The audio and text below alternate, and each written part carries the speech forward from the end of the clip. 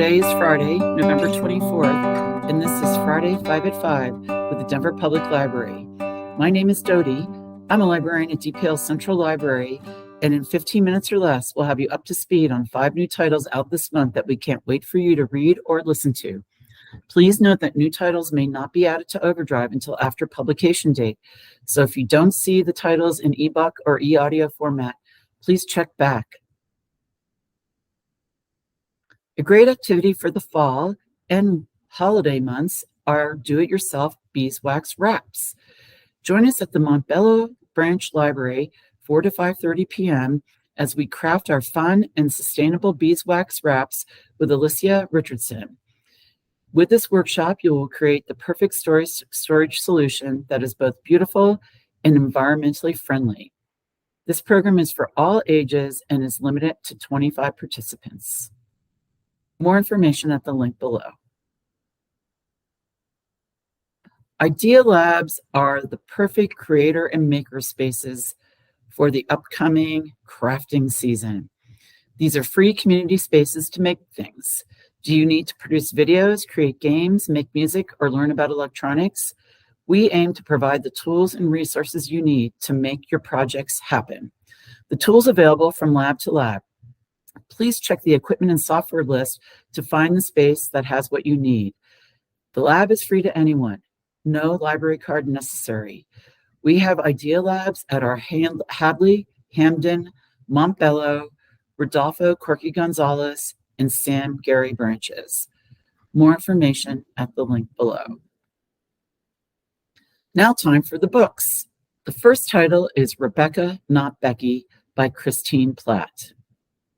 When DeAndrea and her family move from their safe community in Atlanta, they are worried that they will not fit in their new Virginia home.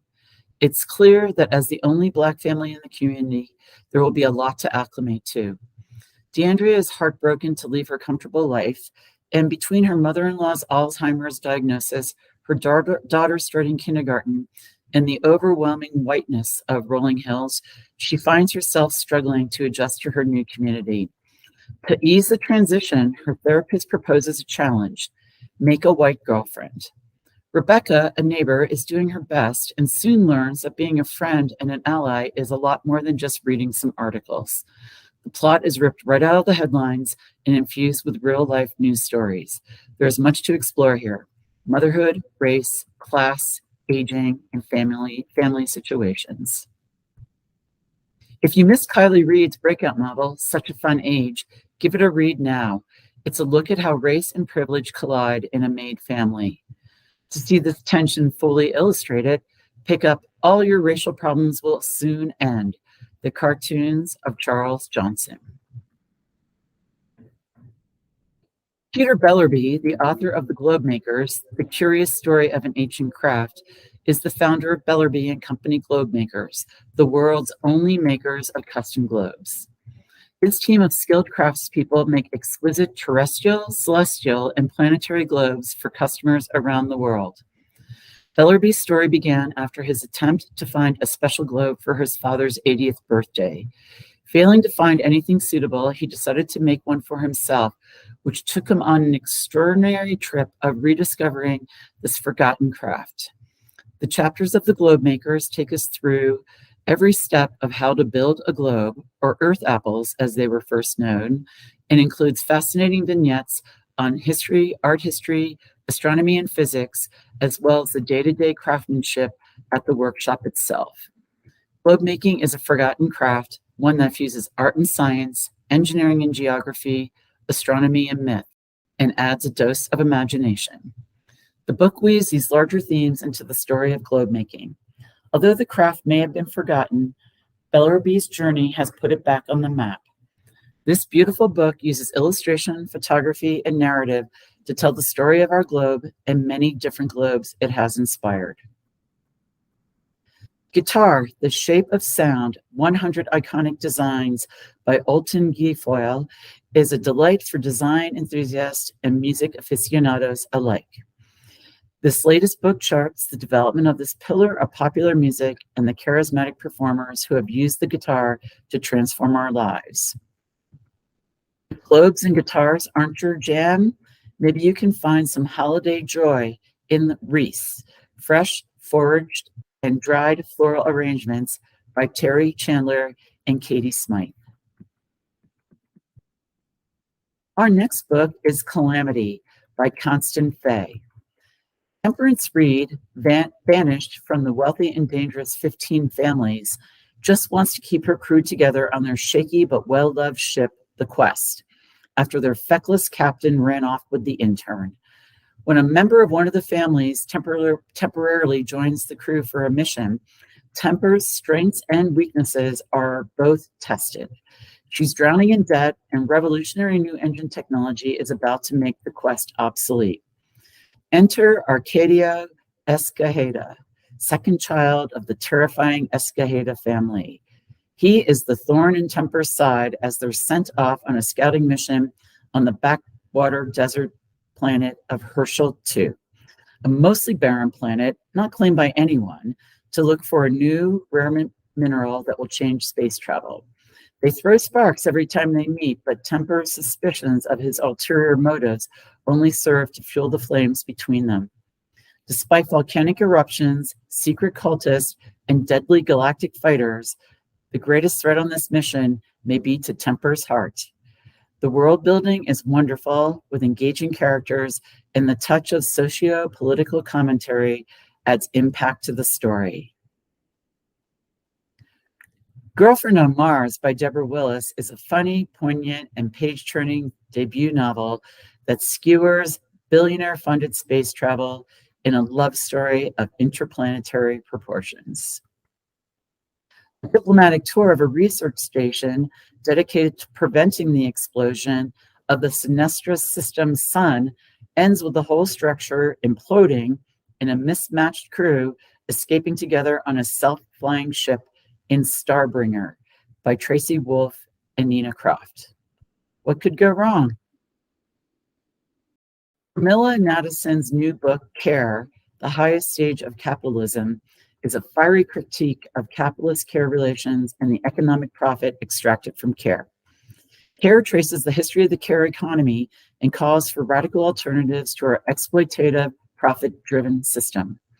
By highlighting the activism of low-wage workers, immigrants, and women of color in movements from wages for housework, welfare rights, and the movement for Black lives, Nadesan uplifts the fight to practice collective care and to envision a more caring, equitable future. The author also reveals how the exploitation and commodification of reproductive labor has enriched corporations, compensated for a shrinking welfare state, and pauperized the very workers responsible for the sustenance, health, and well-being of others. The consequences of a gendered, racial, capitalist care economy are deepening inequality, creating more broken people, and a culture of sacrifice that only serves to mask misery and low wages. Crisply argued, rigorously contextualized, and approachably written, this is essential reading for those interested in social justice and working class politics. Bootstrapped, Liberating Ourselves from the American Dream by Alyssa Court is a contrarian rebuttal of the notion that wealthy Americans deserve everything they have and that the poor are responsible for their own poverty. Adam Benferrado argues persuasively for the need to prioritize children's welfare by the government, the law, businesses, and the community as a whole in a minor revolution, believing it will drive long-lasting positive change in our society. Pay As You Go is Esker David Johnson's debut novel and went from being an idea for a short story to a hefty surrealist journey that follows Slide, a trusting young man who has recently moved to a megacity called Polis that feels a lot like New York City. Slide is just looking for an apartment he likes, but he ends up in a series of bizarre adventures with potential friends and perhaps enemies that take him across Polis's 5 boroughs. As he stumbles from one slippery circumstance to the next, his struggles against an indifferent to hostile city make Slide an avatar for the struggles of immigrants and the downtrodden. The calamities that befall him are described with a gritty, elemental power that mask the contemporary relevance, climate change, and the social consequences of extreme economic stratification in particular. Wildly imaginative, exuberant, and hilarious in all the ways that count, Pay As You Go is a surreal tale that announces Johnson as a talented new writer to watch.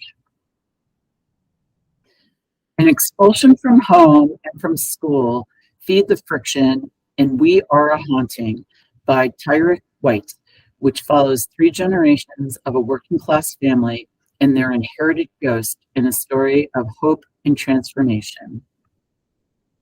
Andrew Sullivan's The Marigold melds eco-fiction with body horror as it weaves disparate storylines around a crumbling condo tower, its foundation plagued by a grotesque infection, illustrating the precarious role of community and the fragile designs that bind us together. And just in case you missed it, Behind the Door, the dark truths and untold stories of the Cecil Hotel is a compelling blend of memoir and expose, offering an opportunity to set the record straight regarding author Amy Price's experience at the Cecil and the events that have contributed to its notorious reputation. Price vividly recounts how she initially found herself in the role at the Cecil.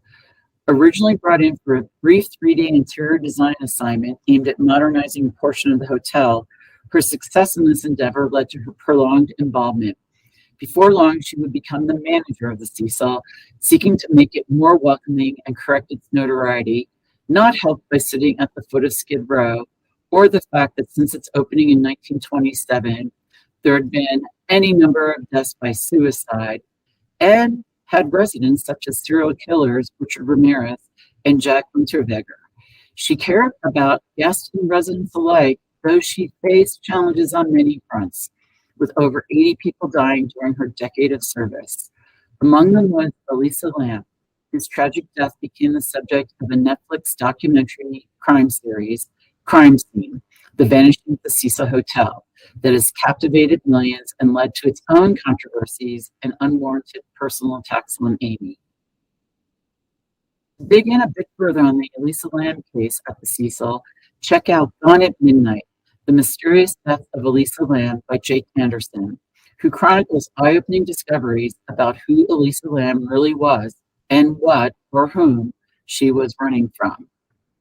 Reflecting on 20 years of investigating more than 5,500 death scenes, a New York City death investigator, Barbara Butcher, the second woman ever hired for this role, shares how, in dealing with death every day, she learned surprising lessons about life and how some of those lessons saved her from becoming a statistic herself.